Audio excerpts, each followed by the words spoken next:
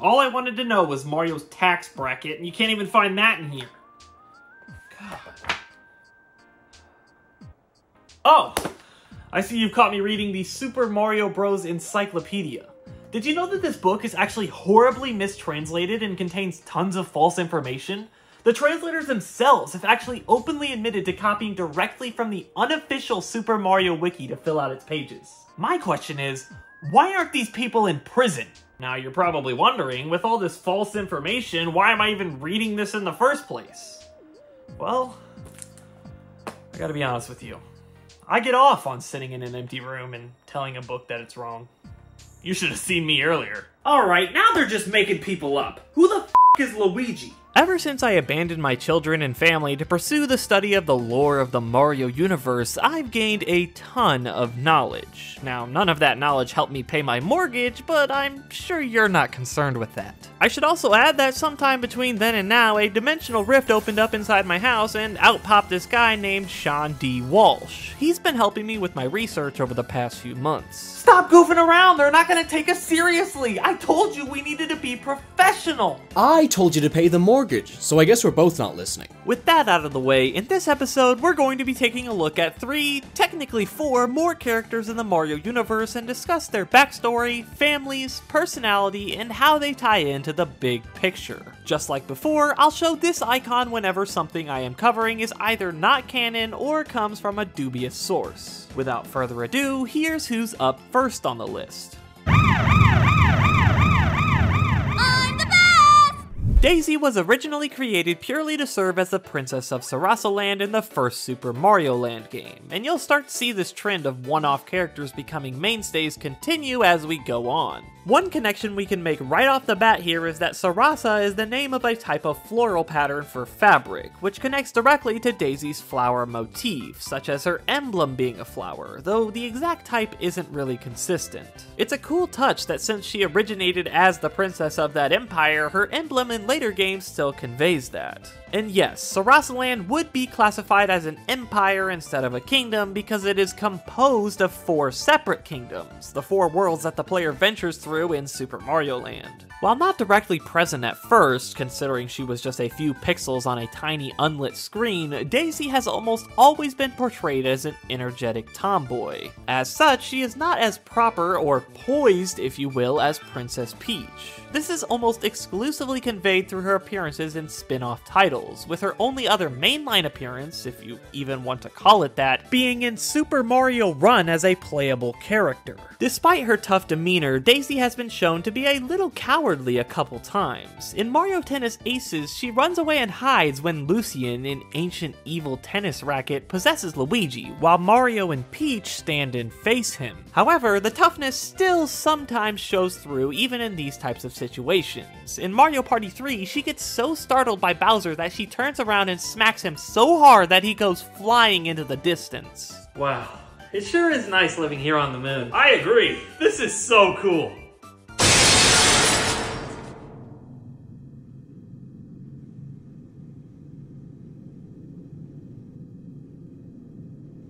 Did you ever notice this window was broken? In terms of Daisy's relatives, there's really not much known about them. The only time any of them are mentioned canonically is also in Mario Party 3, where Daisy mentions that she has never lost before, not even to her father. The only time Daisy's mother is shown is in the 1993 live-action Super Mario Bros. Film, where she and Daisy are actually of a species known as Dino-Hatonite, a humanoid descendant of dinosaurs. They even hatch out of eggs. This movie was so f***ing weird. During a fight with Bowser, she is crushed under some falling rocks. Daisy eventually discovers her remains, now fossilized 20 years later in the same location. I really like this fossil you got on display here. Do you know the species? Oh, that's just my mother. Most people probably know that Daisy owns a cruise ship known as the Daisy Cruiser, which appears in the Mario Kart series as well as Mario Super Sluggers, though it's actually not clear whether Daisy used the Empire's funds to build the cruise ship for herself or if it was simply built in her honor. But it's worth mentioning that Peach also has her own ship simply known as the Princess Peach, which can be found on the Great Sea in Paper Mario the Origami King. Peach and Daisy are known to be close friends, so it's definitely possible that as an extremely rich best best friend's activity, they both decided to get cruise ships around the same time. The Daisy Cruiser can be spotted in the background of various Mario Kart courses, including the princess's very own Daisy Circuit. Many have theorized that this track is actually located in the Muda Kingdom, one of the 4 locations the player visits in Super Mario Land. This is because the topography of the hills surrounding the course bear a striking resemblance to those in the kingdom itself, but then again, Super Mario Land didn't give us the most detailed of visuals to compare to. However, since the ship can be spotted off the coast of this area, another theory suggests that the Daisy Cruiser actually sails between Sarasa Land and the Mushroom Kingdom, passing through the Sunshine Archipelago along the way, which houses locations like Isle Delfino from Super Mario Sunshine, the Baseball Kingdom from Mario Super Sluggers, and even Peach Beach from Mario Kart Double Dash, with the latter two having confirmed appearances of the Daisy Cruiser along their coasts. Though it is important to note that the exact locations of all of these are not entirely confirmed and purely based on the evidence currently available to us. Speaking of Sarasa Land though, interestingly enough, Daisy and her parents are the only 3 known members of the Empire. Very little is known about the civilization itself or who else is involved in it. Every other mention of the location simply acknowledges the fact that Daisy is the princess of it. There is a bit more information about the location itself, but I plan to cover that alongside even more locations in a later episode, one of those being Diamond City, one of the homes of our next character. Have a rotten day!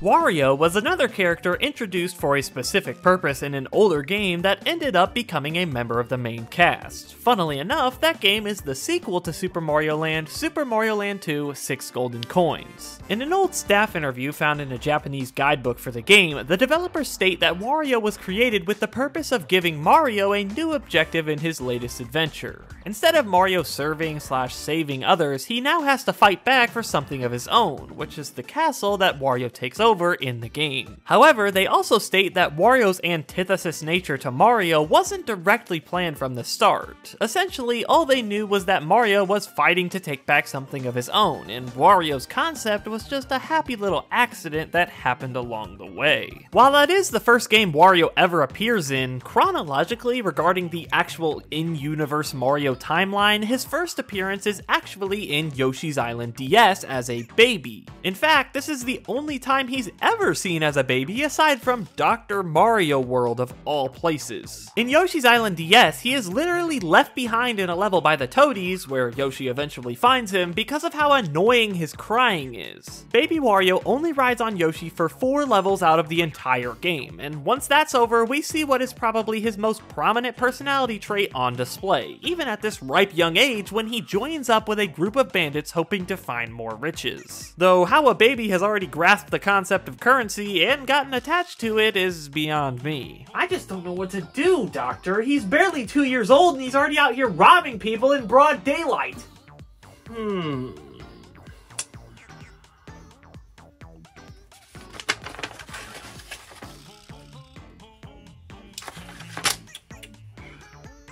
Have you tried ibuprofen? It's unclear whether Wario is returned to his parents at the end of the game like the brothers are. The stork actually seems to just deliver him to Bowser's giant pile of money and then silently watch as he fights over it with baby Bowser. In fact, very little is known about Wario's relatives at all. Canonically, the only time any of them are mentioned is when Wario answers a phone call from his mother during a cutscene in Mario Power Tennis. Other than that, she is also mentioned once in Wario's Warehouse, which was a series of articles that appeared on Nintendo of Europe's website from 2002 to 2003 and briefly again in 2006. Unfortunately, the original web pages that these articles appeared on have been completely lost to time. Regardless, in one of these articles, Wario states, "As my old ma always said, you can never have too many gold coins. Of course, she didn't have any after I wedged her inside her kitchen bin and pilfered all her cash."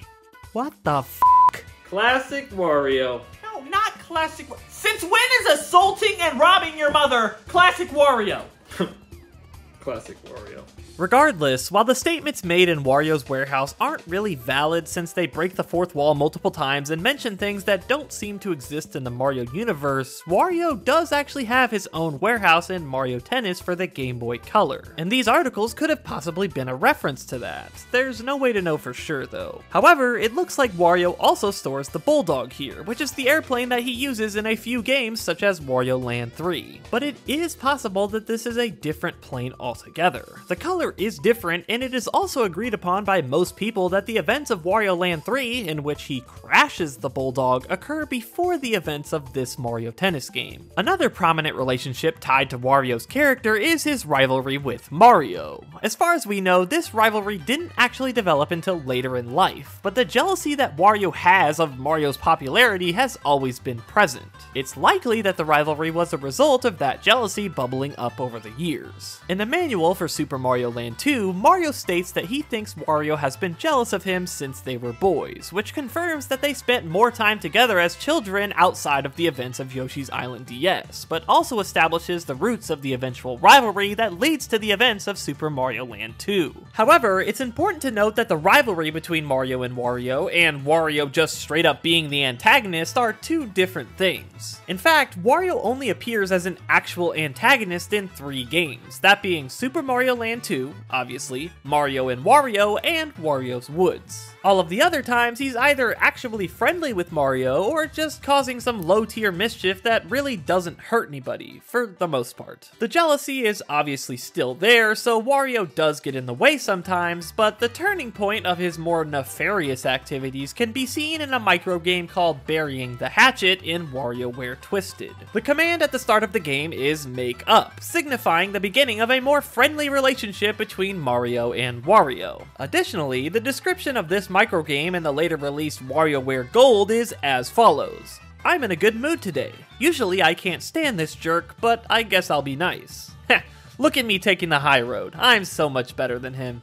I mean, it's not the nicest thing to say, but it at least beats shoving your mother in a trash can. On top of Wario's greed and love for garlic, there are a few other traits that he exemplifies to a lesser degree and less often. The first of them is unintelligence, though this one is a bit up in the air. The manual for Super Mario 64 DS mentions Wario's lack of intelligence, but there are plenty of things he has done that suggest otherwise. These things include, but are not limited to, founding and leading an entire game development company known as WarioWare Incorporated, as well as creating the Telmit, a device that allows its wearer to teleport to whatever they're watching on TV. This device was created in his back room with what is likely just some random scraps. Aside from that, his cunning personality has given him the ability to swing things in his favor many times. Hey. Oh, sweet! Thanks, Wario. Here you go. Oh, man. Classic Wario. Wario also often displays gluttony by devouring sweets and just eating a lot in general. This actually negatively affects him in WarioWare Touched, where he eats so many sweets that his teeth rot and he has to go see the dentist, Dr. Payne. Wario's poor hygiene also goes hand in hand with his gluttonous habits in the form of bad breath and unsavory manners. The breath obviously comes from all that garlic, but also likely as a result of not brushing his teeth, which he obviously doesn't do often. He can also be seen shamelessly picking his nose and teeth at times, even further exemplifying his less than approachable demeanor. Also in the same vein, Wario is less often known to be pretty inappropriate, mostly in his appearances within Japanese media. In a mock interview with Wario on the Japanese Nintendo site, the interviewer literally asks him to describe his own shit, and while there was some hesitation, Wario happily does so, in detail, along with the food he ate to produce it. Anyways, Wario's inappropriate tendencies can also be seen to a lesser degree in official games, most prominently with his signature move of shaking his ass. Despite all of these less than desirable traits, in the Wario Land 4 manual, Wario claims to do 10 sets of 100 push-ups every single evening. He does exemplify superhuman strength in many scenarios across multiple games, so I don't doubt that he's actually ripped. In this same manual though, he also claims to be afraid of heights. Well, think again. If you want to see a really big shot, then get a load of this. I guess we can add liar to the list of traits. With all that Wario stuff out of the way though, it's time to move on to the lanky stud himself, Waluigi. I grouped him in with Wario because his character is literally the personification of the word ambiguous. Believe it or not, despite their friendship, he doesn't appear in a single Wario game. Some have pointed out that this subtle cameo in WarioWare Smooth Moves could be him, but the mustache is far more similar to Wario's than Waluigi's, so it's likely just a tall variant of Wario. There is shockingly little information on Waluigi or anything related to him, but here's all that I could find. Waluigi was originally created simply as a partner for Wario in Mario Tennis for the N64. As most people already know, Waluigi is intended to be the rival to Luigi as Wario is the rival to Mario, though this relationship isn't exemplified nearly as often as the one between Mario and Wario is. Simply put, Waluigi is just a more mischievous version of Luigi with extremely exaggerated physical features. However, there was a Japanese website for the original Mario Tennis that gives us a bit more information about him. Apparently, he is the same age as Luigi, and is also fueled by jealousy similar to Wario. This jealousy developed after seeing the Mario Brothers rise to fame through saving Peach from Bowser, as well as being skilled at both golfing and racing. In turn, his origin story that introduces him to the Mario universe involves his hard work paying off when he gets selected to be part of the Mario Tennis League, leading to his initial appearance. Waluigi's jealousy-fueled goals usually align with Wario, hence why he only appears in games where Mario is involved. Because of this, they team up quite often, such as during the story modes of Mario Tennis Aces and Mario Golf Super Rush. You can also see them together in other spin-off games like Mario Power Tennis and the aforementioned Mario Tennis for N64. Overall, Waluigi is portrayed as a generally unlikable and rude character, as shown through his interactions with others within each game he appears, but like, come on, nobody actually dislikes him in real life. Classic Wario! Alright, that one doesn't even make sense! Why are you such a bitch? According to an interview with Charles Martinet celebrating the 15th anniversary of Wario's creation, he describes self-pity as the cornerstone of Waluigi's character, with the same idea for Wario being jealousy. Essentially, Waluigi has the belief that good things happen to others while bad things happen to him, always quick to point out the disadvantages he was allegedly put at instead of accepting defeat. For example, Waluigi often attributes his losses to cheating, but is also known to both cheat and brag about cheating himself. However, he does show some development in Mario Super Sluggers, where when you beat his scout mission, he will first accuse the player of cheating and then commend them for their sneakiness in doing so. So, closer than usual, I guess? Oh yeah, and here's a clip of Waluigi beating the shit out of Bowser in Mario Party 3. Thought you might have wanted to see that. One small thing I also want to clarify here is that Waluigi and Wario are not related in any way. Many would assume they are brothers since they are the counterparts to both Mario and Luigi, but that's just not the case. A few official Nintendo sources have cited them as siblings, but there is a far greater quantity of sources that suggest otherwise. As far as we can tell, they are simply just colleagues, or at the most, good friends with each other. In fact, there are several instances in the Mario and Sonic games that explicitly state that they are not related. In terms of actual canon material, they have only been mentioned as friends, like in Mario Golf Super Rush where they exclusively refer to each other as pal or buddy. In addition, there is also a very small inkling of evidence of some sort of relationship between Waluigi and Daisy. When the two are partnered up in both Mario Party 5 and 6, their team is named Awkward Date. There is quite literally no other mention of a relationship between these two otherwise, so it's likely that this was just a one-off joke. I mean, a date between Waluigi and Daisy probably would be pretty awkward.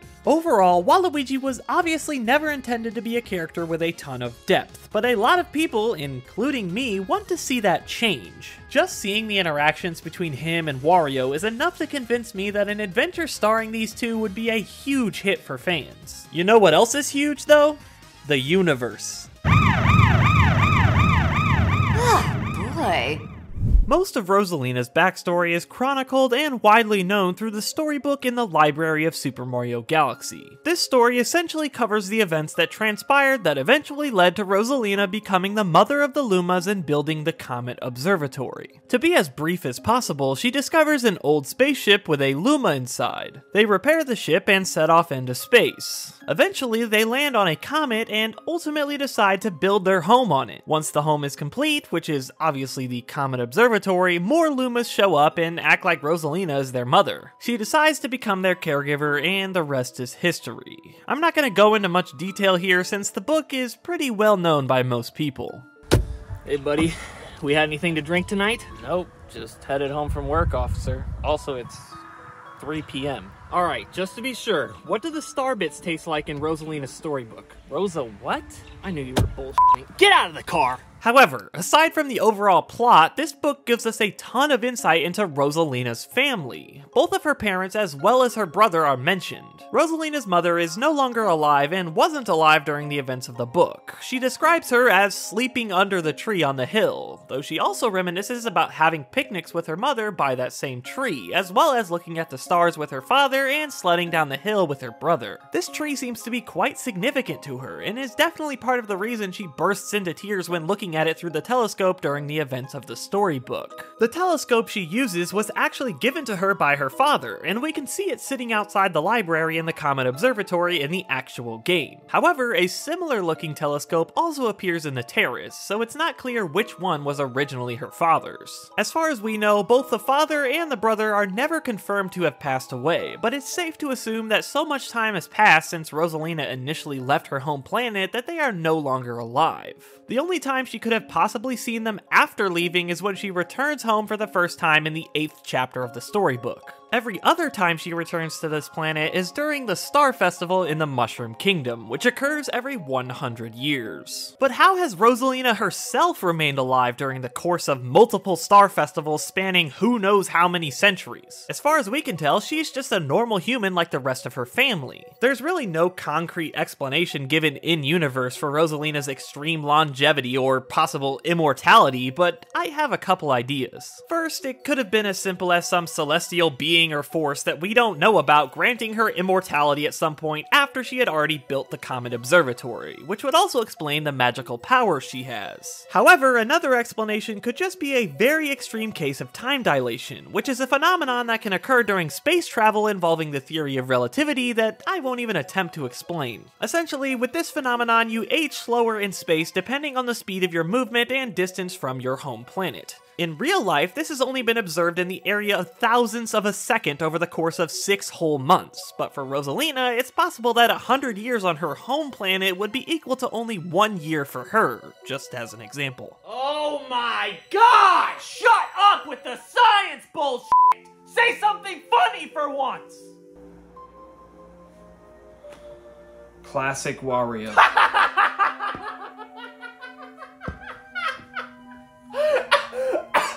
Some people have also theorized that Rosalina was a princess of the Mushroom Kingdom before she left the planet, and there is actually quite a bit of evidence to support this. First of all, we have the fact that she wears a crown, which is also present in the storybook as well as on baby Rosalina, so that probably confirms royalty status to some extent. Additionally, each time Rosalina returns to her home planet every 100 years to celebrate the Star Festival, it always occurs in the Mushroom Kingdom. This both confirms that Rosalina is from the same planet that the Mushroom Kingdom is located on, and that the kingdom itself holds some amount of significance to her. In fact, the comet shown in both chapters 8 and 9 of the storybook bears a striking resemblance to the comet in the intro to Super Mario Galaxy. Chapter 7 of the storybook also shows images of Rosalina's home planet both in the past through memories and the present through the telescope. In each of these images of the tree on the hill, there is a silhouette of a castle in the distance that also bears a striking resemblance to something very familiar.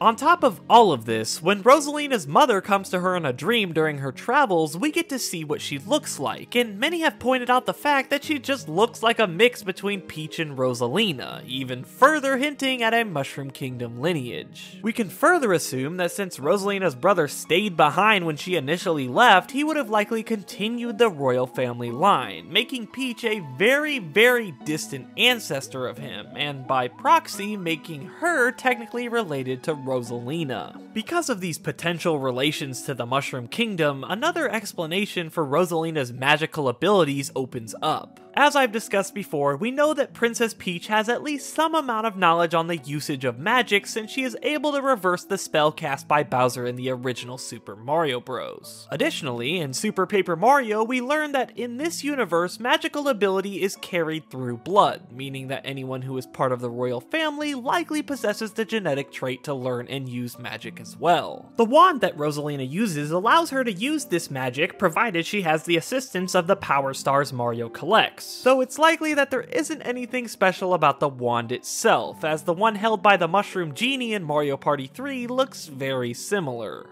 Very closely related to Rosalina are the Lumas. They basically serve as Rosalina's second family, and the one she has been with for the past however many centuries. Most people can probably tell that Lumas come in a variety of colors, and that each color signifies a unique trait or duty they possess. Well, unless you're colorblind. Alright, what about this one? Oh, that's the one you can pay to do your taxes.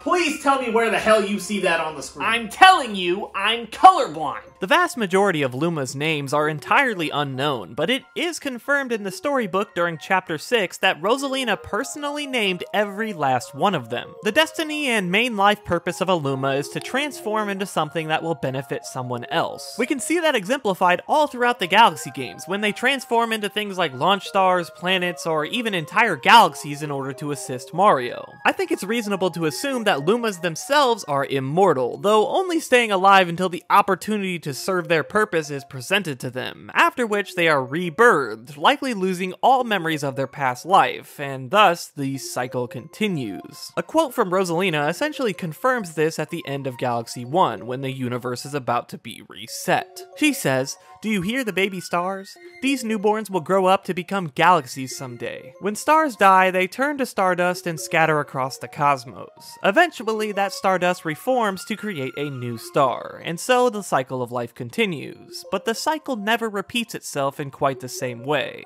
There are a few variants of the Lumas as well, though with no concrete line drawn or explanation given as to why some look different than others, we can only categorize based on what we have. First off is the Hungry Luma. These Lumas are always seen holding two sticks with something on the ends of them, usually star bits or coins. However, there are some exceptions such as Luma Lee and Comet Tika, who hold different things on the end of each of their sticks. Hungry Lumas serve several purposes, but those purposes always involve feeding them some amount of coins or star bits, which leads them to transform into something in exchange. Up next is the Star Bunny. While these actually are their own separate species, Lumas often disguise themselves as these bunnies and sometimes serve as a guide to Mario. When he catches them, they transform back into normal Lumas. These disguised Lumas can be distinguished from real Star Bunnies since they don't wear a vest. On top of that, real Star Bunnies usually end their sentences with boyoing. Hey, we're getting reports of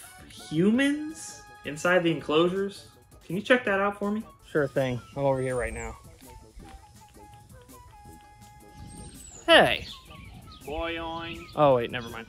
I'll get over here, Bill. On top of Luma variants, there are also a select few unique Lumas of which we actually know the names of. First off is Polari, a dark brown, almost black colored Luma that serves as Rosalina's most trusted advisor and is believed to be one of the oldest Lumas in existence. Polari seems to be a shortening of Polaris, or the North Star, which is often known to be used as a guide in navigation. Fittingly, this is the Luma that will show you the map of galaxies when spoken to. Polari's name is actually only mentioned in the instruction manual, and their appearance could be likened to the theoretical concept of a black dwarf in space, which is when a white dwarf star cools so much that it no longer emits any significant heat or light. The time that this would take to happen is longer than the current age of the universe, which is roughly 13.8 billion years, meaning no black dwarfs currently exist anywhere. That should give you an idea of just how old Polari is. Next up we have Baby Luma, which is also known as Apricot Luma on the Super Mario Galaxy trading card, Little Luma in Super Smash Bros. For Wii U, and Young Master Luma according to Lubba in Super Mario Galaxy 2. But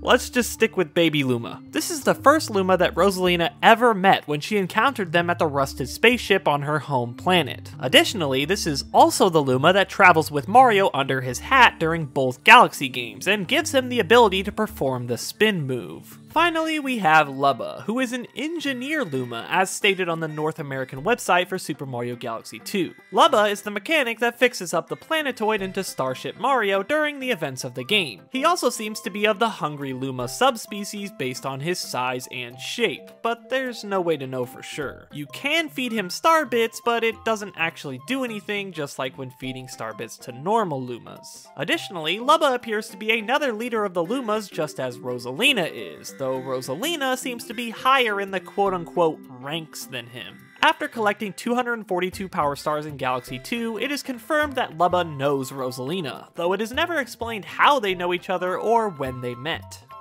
I think that's enough Mario lore for one day though. We don't want to get too smart. Plus, I'm running a bit low on time anyway. Ever since last week when I took so long to blink that I grew an entire face full of hair, I've been scrambling to catch up.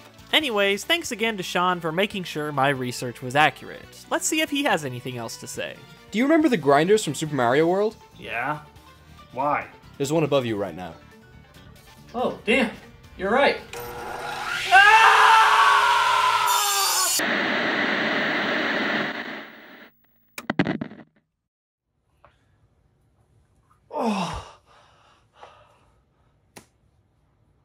Oh my god.